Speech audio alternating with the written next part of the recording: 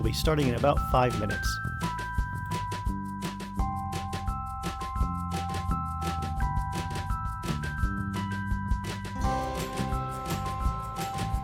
Will be starting in about 5 minutes.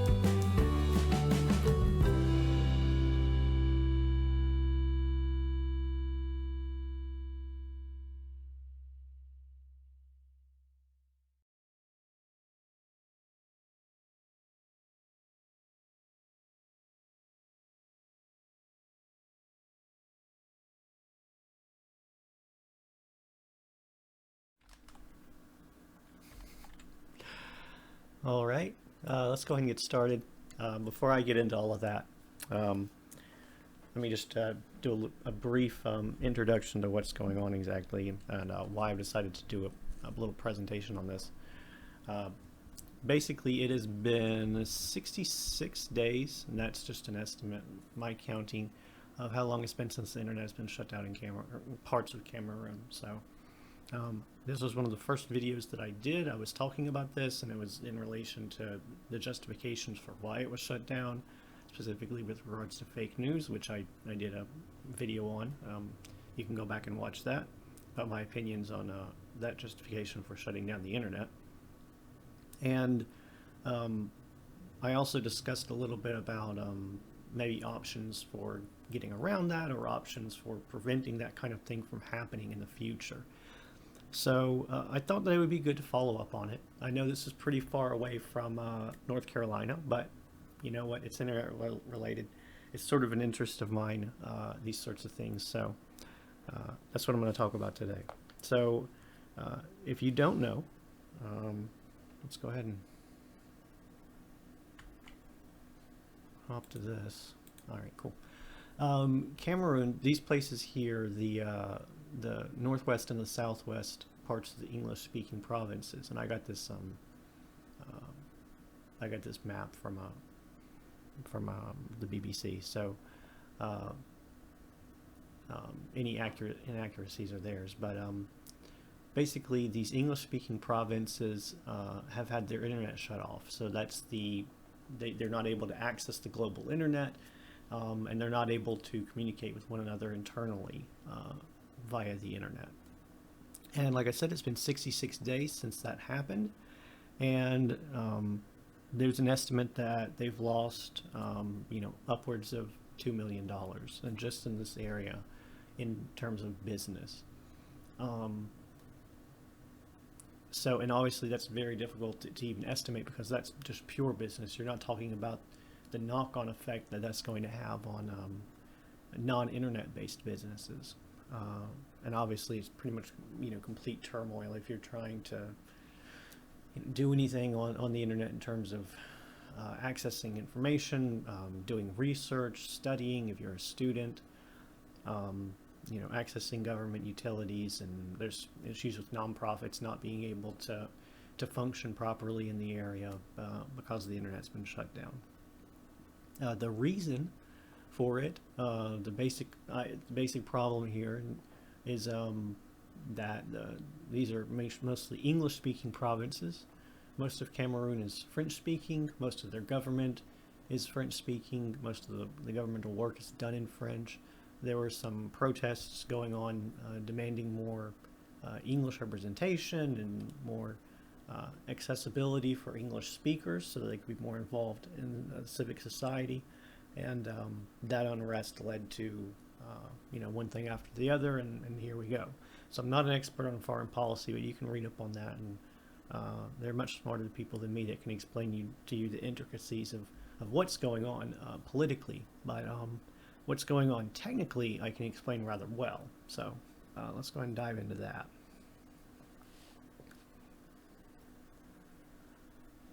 All right, so I'm going to do a little bit of a presentation using one of my favorite teaching tools, which is MS Paint. I promise it looks pretty good. Here it is. Here we go. All right.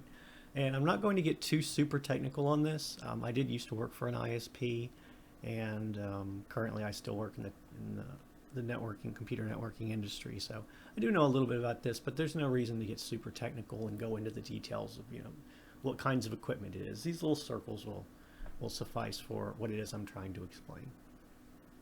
So what you can see here is I've got two different nations set up. I have Censorland over here, and then I have Happy Land over here. So Happy Land is a place where the internet isn't going to be shut down. Censorland is a place where we're going to simulate what it looks like when the internet gets shut down in certain locations. Now, these green spots represent pieces of equipment of some kind, and it can be, it can come in a lot of different forms, but usually it's some sort of a router. In the cases there's a customer premises equipment, something that actually sits in your house. It's the thing that your ISP sent you to plug in at. That is what connects you out to the ISP's equipment. The ISP has all kinds of equipment set up. So like D-slams and stuff like that is what I used to work with. But it could be lots of different things, right? It could be a connection to, a satellite. It could be anything. But the point is that you have a piece of equipment in your house that connects you to a piece of equipment owned by the ISP. Okay. This sensor land here has two different ISPs. They have the green ISP that some people are connected to, and they have the blue ISP that some people are connected to. And then there are some people here in the middle who are close enough, there's overlap between the two ISPs that they can choose, this guy is mostly in the green territory, but he can choose to connect to the blue. And the same here, and vice versa. See, this guy is a green, but he's connected in like that. All right, that's important. And then you'll notice a few connections where it looks like the green is just connected directly to the blue. And this is the intercommunications between the ISPs. So if you have a blue ISP and you want to communicate with somebody that's on the green ISP, you can do that. It'll just go bounce around like this and it'll eventually get there. And then on this side, we have the exact same setup. You'll notice that blue is an international ISP. It's located in both sensor land and happy land, and then green is only located in sensor land, and orange is located in happy land as well. So there are connections connecting the two countries together, and there are interconnections between blue and the orange ISP, and then there are these long connections that are connecting them all together like this. So we can see that green actually connects to orange here, so that if this guy wants to talk to this guy, it just bounces up like this and goes there. So everybody's able to talk to everybody and everybody's happy, right? It's the idea behind the internet. And then finally, each one of these ISPs also has a connection out to what I call everywhere else. So the global internet, you, me, and everybody. So they're not only able to communicate with each other internally on their own ISPs, between nations, and then globally all over the world. It's the whole idea behind the internet. Fantastic, assuming you don't mess with it. So let's mess with it. Let's see. We'll maximize this again. All right, so let's mess around with this and start breaking stuff. So if let's say that I'm the green ISP, and I've been given orders by my government to shut down all of the internet access in this area, in the lower green area, right? All I have to do, actually, is to shut off a few of these. So if I shut off this one, then these two guys won't have access. Now notice, this is sitting in their house, so it'd be a little difficult for me to go in and shut that off. But I can just shut off their connection here. Let's see, I can shut off this one. I can shut off that one. Right? If I wanted to make it so that they could still communicate with each other, but they couldn't go out to the broader internet, it'd be a little bit more complicated, because I need to shut down these connections to the blue ISP. So I couldn't just shut down this. I would also have to shut down this and this one, and then that's going to start to interfere with the connections of these guys getting out, right? So maybe this guy wants to go this way to get out to this location, to this orange location, but he can't do that because I've shut that down. So the easiest way to do it is just make these disconnections here at the sort of the local point. Like I said, when I was working with them, it's what you would call a D-slam, where it's the place where everything connects up to. Depends on whatever the, I mean, these connections could be anything. They can be DSL, they can be cable, they could be satellite. These could represent any kind of a connection. But you would just have to break off these local connectors for the area. Now, one thing you'll notice is that we haven't shut down all of Green's customers. Green still has customers up here in the north that are operating just fine, and they're still able to get out to the internet, and they don't know that anything bad is happening. These guys down here have nothing. They're not able to connect out anywhere. So that's sort of what happened.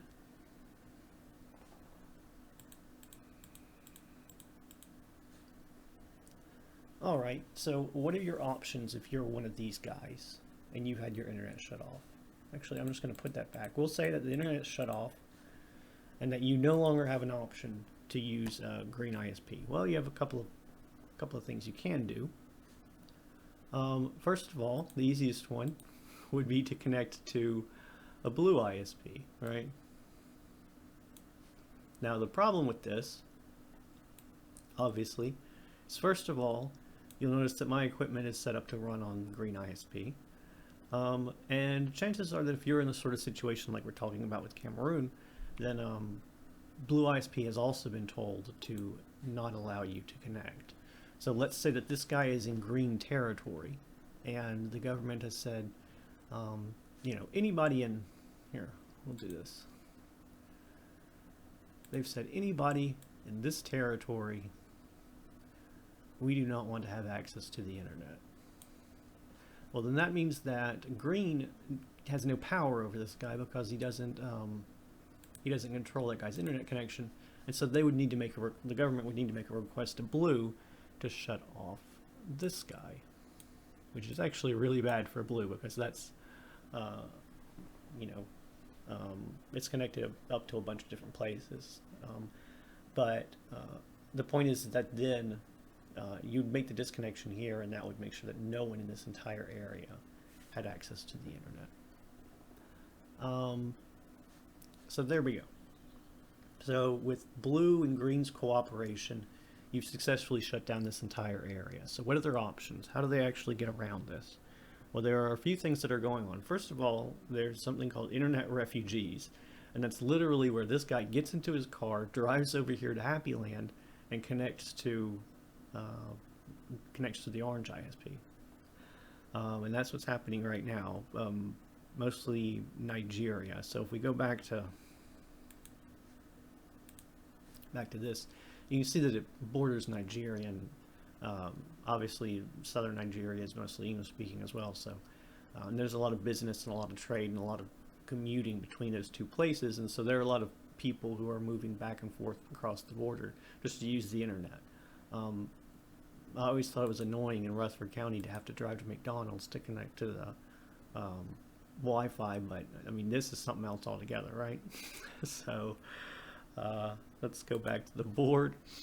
I mean, you'd have to be pretty committed to your studies to go to all that effort, but I mean, at this point, 66 days, what choice do you have?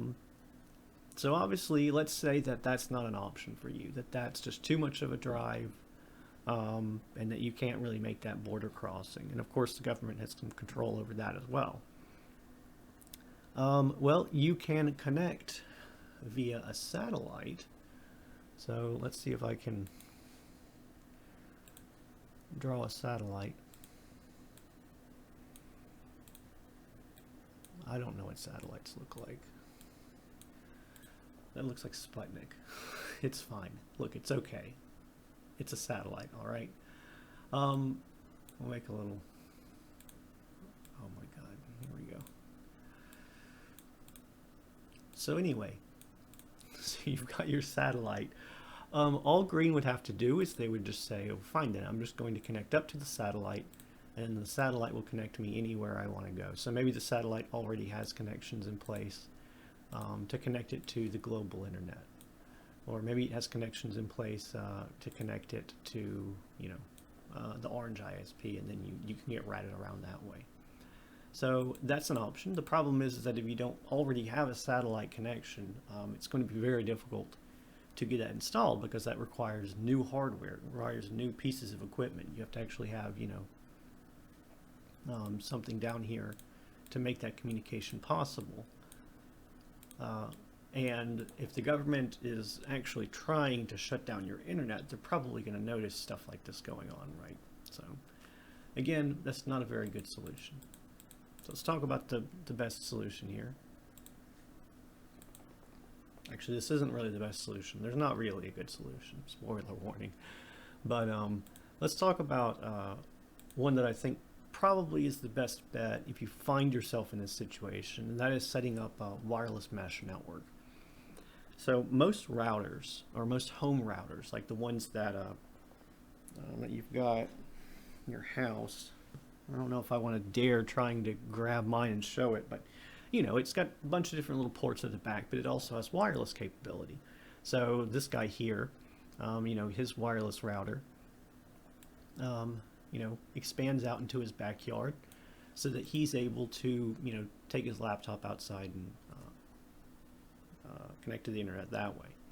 Now again, I'm completely making stuff up at this point because I have no idea what the capabilities of routers in Cameroon are like. Maybe they don't have wireless functionality, or if they do have wireless functionality, maybe it's not good enough to make this work. So, for the time being, generalization, if it has wireless capability, and most routers that have been made in the past 10 years do, probably longer than that, probably 20 years, then they should have some sort of wireless functionality that you can turn on. And so does this guy, right?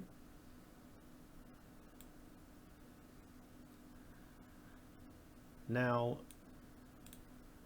if there's any overlap at all between the length of the wireless signals here, then that means that this guy, and maybe you've noticed this, if you go to your router and you look for wireless signals, you'll see a big list of other people's wireless signals that you can't connect to because they're, you know, protected by passwords, or that you can connect to because the person who set it up didn't put a password on it, even though they should have. But you'll see a bunch of different signals, and this happens very frequently. This is pretty common. So you end up with something that looks kind of like this. All that has to happen for blue to allow, for this guy here, to allow this guy here to access his internet is to not put a password on his wireless signal, or to put a password on it and to give it to this guy, right? And then he's able to connect to his internet. Now this isn't going to help them because none of them have access to the internet, but what if this guy right here, who has not been shut off, who does have access to the internet, decides to share his wireless signal with blue? So he says, you know what, I know that they've shut it down in your area. My wireless signal reaches your house, so here's my password, just connect to my wireless, just connect to my wireless, and then I'll hook you up, and then you can get out to the internet and go wherever you need to go. And you can probably see where this is going, right? Basically then, blue just has to give it to green, etc., etc., etc. Now what makes this, now obviously you're probably thinking, wow, I'd hate to be this guy at the end, on the end, right? And that's where the mesh part comes in, of the wireless, is, you know, there are lots of houses in between here. You know, this is just sort of a little example, but you can imagine if there were a lot, you know, hundreds of houses here, then there would be lots more overlap than what I've drawn here. It would look more like this, right?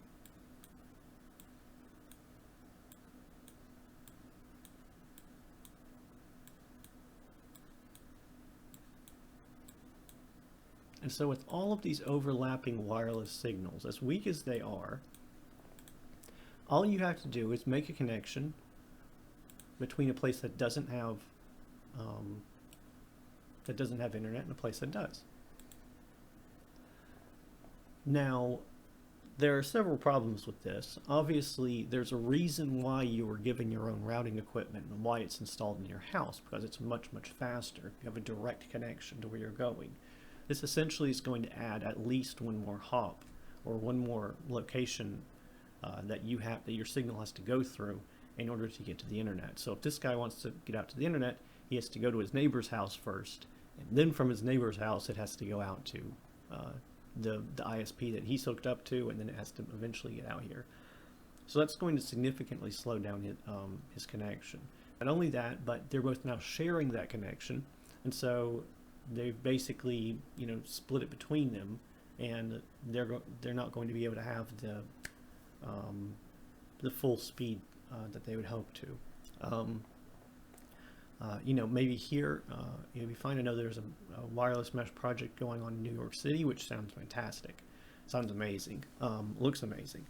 And I'm sure that it'll work great. But talking about a place like Cameroon, the internet speeds are probably so slow to begin with that I don't know how effective this would actually be in terms of doing real work, right?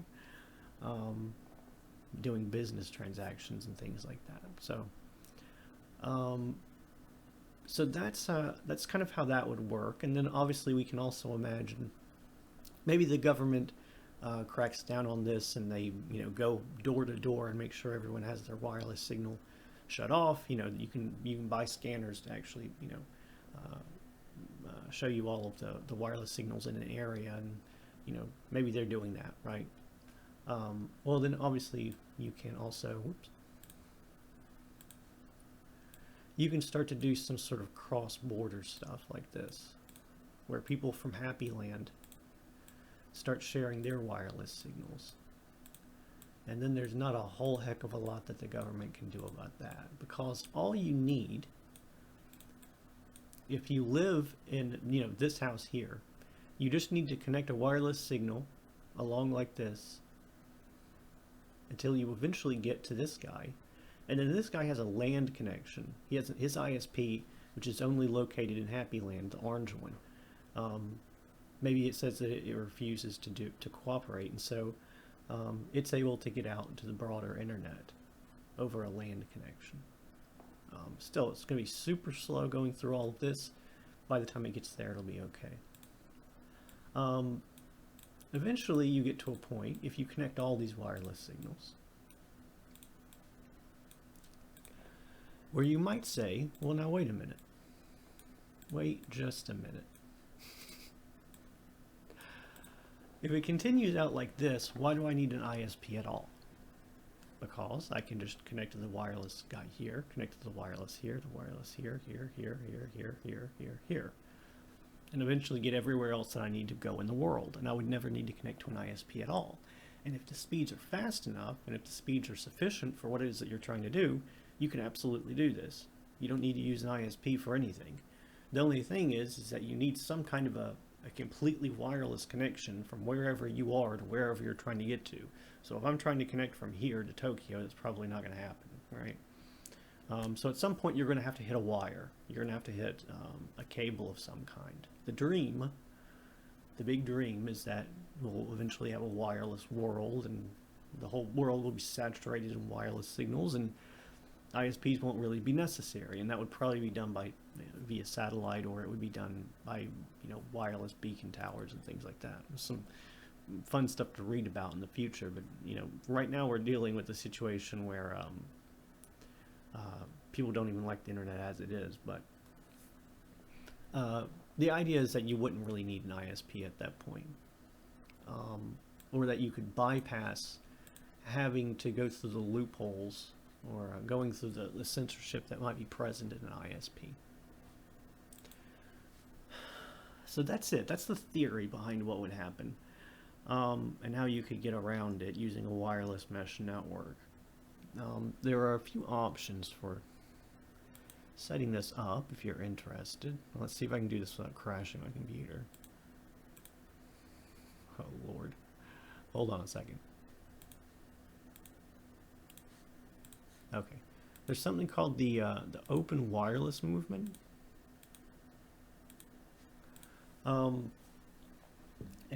They do a lot of work in this area, and it's pretty cool. There's a lot more to it that I'm not going to get into right now about why they think that this is a really good idea. But it's so that you wouldn't be tied to a specific IP address or a specific wired connection, and it would help increase anonymous communication over the internet, which is also very important, I think. But if you're interested in playing around with this stuff, you can go to this website here, and you can look at how to get your router set up with a guest networking feature. Now, the problem with this is, first of all, security issues. And I didn't bring this up a second ago, but I meant to. If you're giving someone access to your router, then that person can potentially see all of the data that you're sending over that. And that goes both ways, right? And so it's a lot less secure to do it that way. And the more hoops you jump through, who knows what they're going to do with it by the time it gets all the way to where it is that you're trying to send it. So they're looking at things like HTTPS everywhere, which would encrypt your traffic so that no one would be able to see it, even if you send it through their equipment, or VPNs and stuff like that. But you can set your router up with a guest network. One of the things that they mentioned on this site is the fact that it almost certainly breaks your terms of service with your ISP to do this. So don't get too excited. If they catch you doing it, you know, they can cancel your internet access basically. But if you just don't care, then you can do it anyway. And they have specific